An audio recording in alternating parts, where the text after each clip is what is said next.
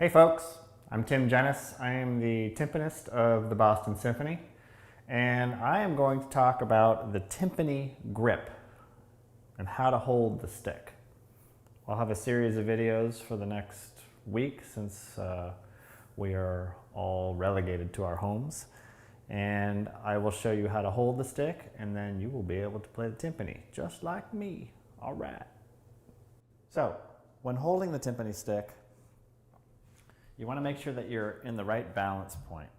If you hold the stick too far this way, it's not going to really have any weight on this end. You need some weight to throw down to the head.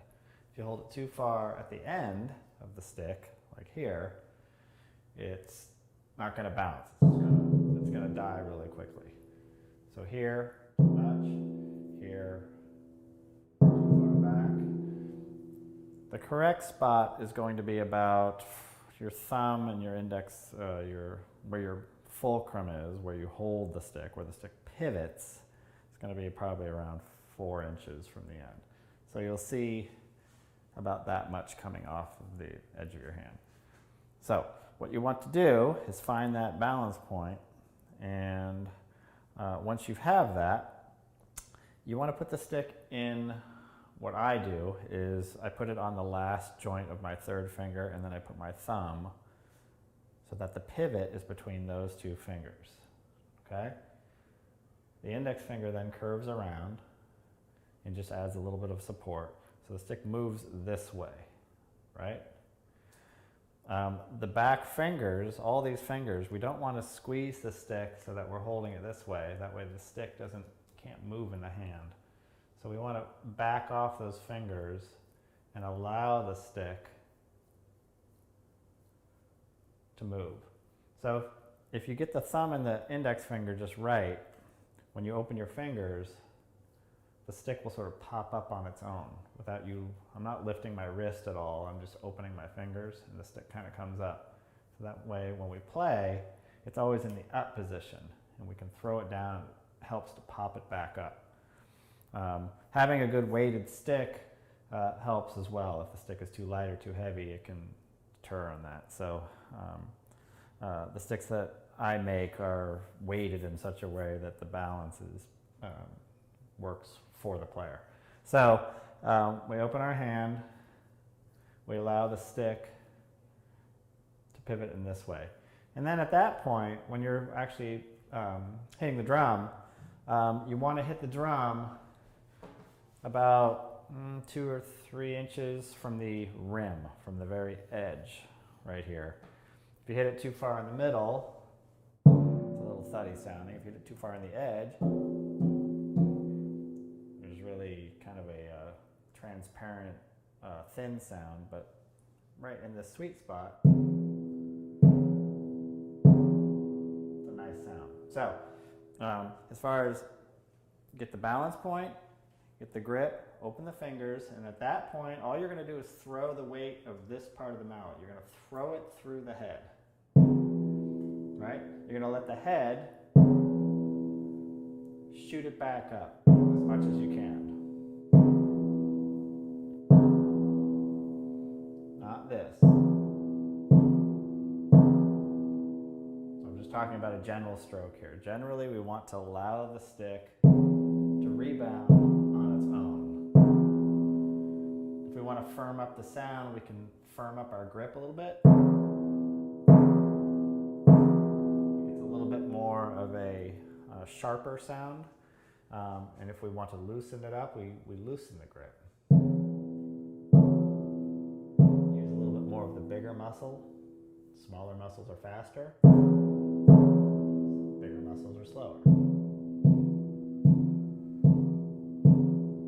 Okay? But basically this is just about the grip. So if anything, you want to just make sure that you're allowing the stick to breathe back here. Okay? You don't want to squeeze the stick and choke it off. And that's all there is to it. That's the timpani grip. Thanks.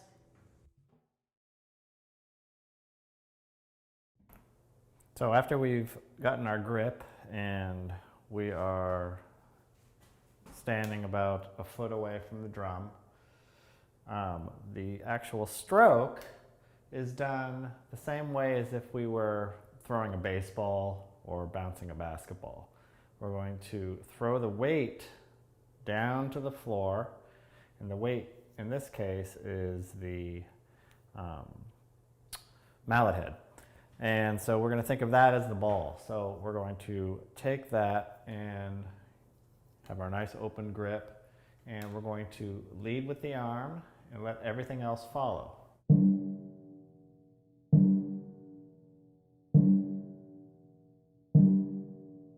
You notice that I'm not stopping the stick and lifting it,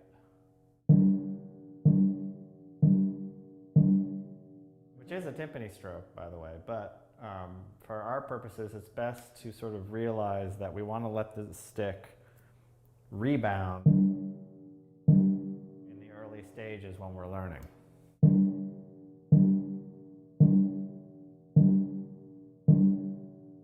So it's just like bouncing a basketball. Now you can use bigger muscles to slow down the stroke and get a more legato sound.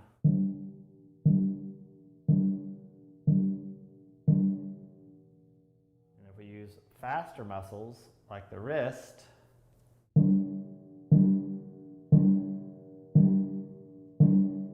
little bit of a sharper sound, a little more staccato. So we have.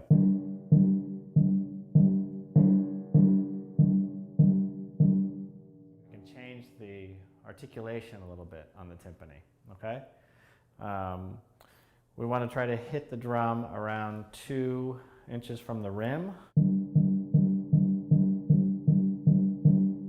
Generally, you want to hit the same spot. You never want to play in the middle, or else we get that kind of sound. And on the rim, it's a little bit thin, so about 2 inches away. So the faster we go, the smaller the muscles.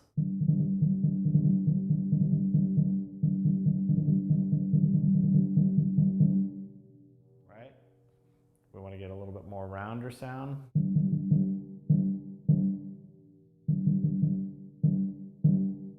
A little more of the bigger muscles.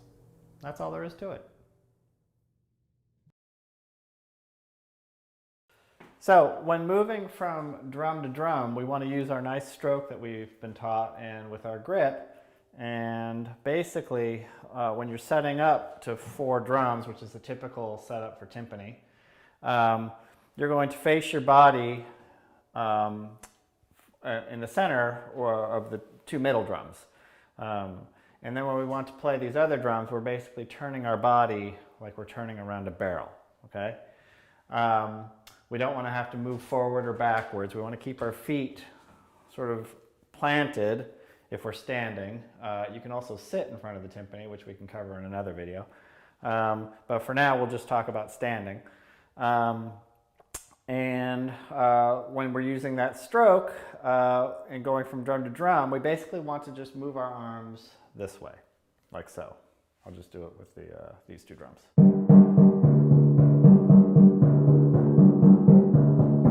Right? Middle drums.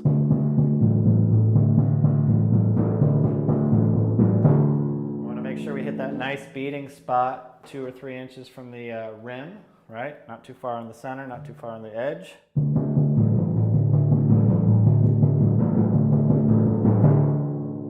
Nice, even strokes, right? So, a good exercise to get used to that is to just do what I just did, is a triplet exercise, 3 notes on each drum.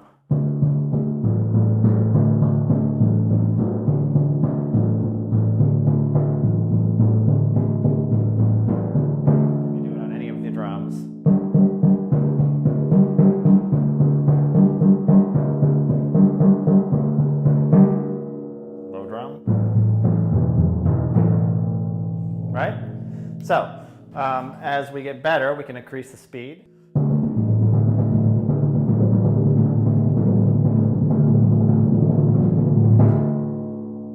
Okay?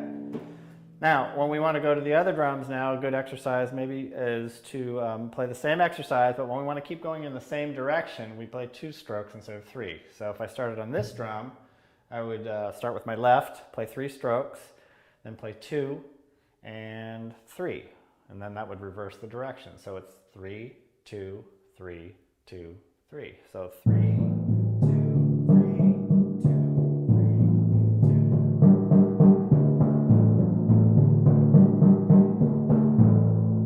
Right? And then if we kept going, you just add 2 strokes just to keep going in the same direction. So we can go 3, 2, 2, 3 if we want to play on all 4 drums. I'll start up here with 3 strokes, starting on the right.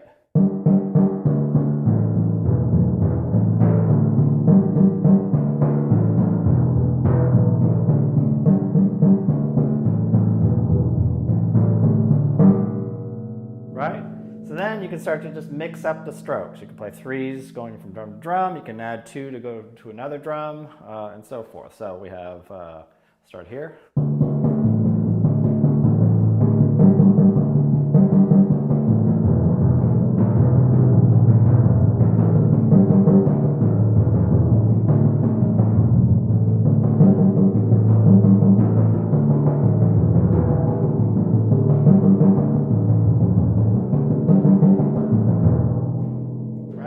Skip drums if we want,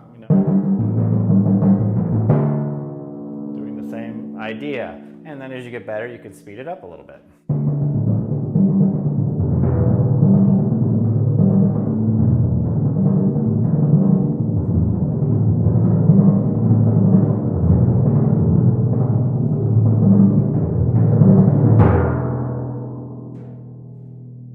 That's all there is to it. See ya.